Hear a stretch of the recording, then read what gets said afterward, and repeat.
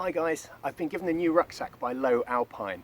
It's a 35 litre AirZone Pro, and they gave it to me just to take on a few little journeys, little expeditions, to really try and see how I get on with it.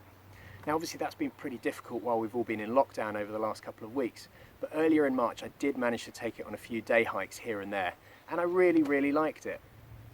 Now I should say I have had an AirZone before.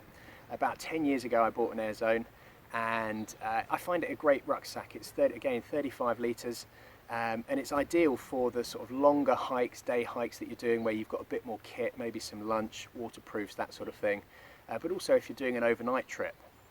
But one of the things I've always struggled with is trying to fit a winter sleeping bag into that bag. Now this model, the AirZone Pro, is actually expandable up to 45 litres. You can take a look right at the front here and you'll notice we've got this expandable section here, which means you can easily get that winter sleeping bag in there. Another great feature of this bag is the material itself. It's super lightweight and it's made of ripstop material, which means if you get your bag caught on a barbed wire fence, for example, you're not going to be scattering your kit all over the countryside. It also comes with a rain cover at the bottom, which you can then pull over, which is another fantastic little feature. There are a huge number of pockets on this bag, which means you can really compartmentalise your kit and stash different bits and pieces in different places.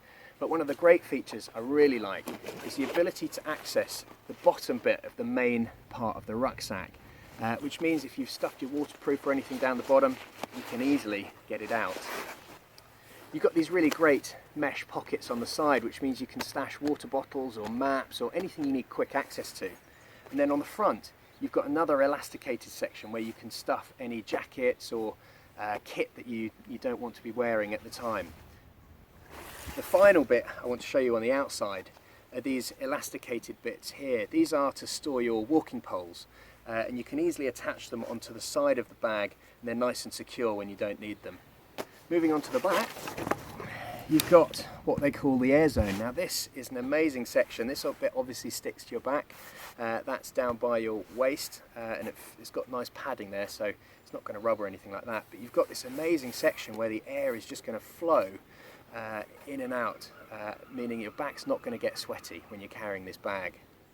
You've also got this really great waist strap with pockets on the side, which means you can put your compass in there or your mobile phone, whatever, sweets, that sort of thing. But also there's a chest strap as well to make sure you're taking a bit more of that weight off your shoulders and moving it lower down the body. When we move inside, you can actually fully adjust the height of the back plate using a Velcro system, which means you can get it absolutely perfect for your own body. All in all, it's a well thought out rucksack, and I might even consider retiring Zoe from those shorter trips that I do.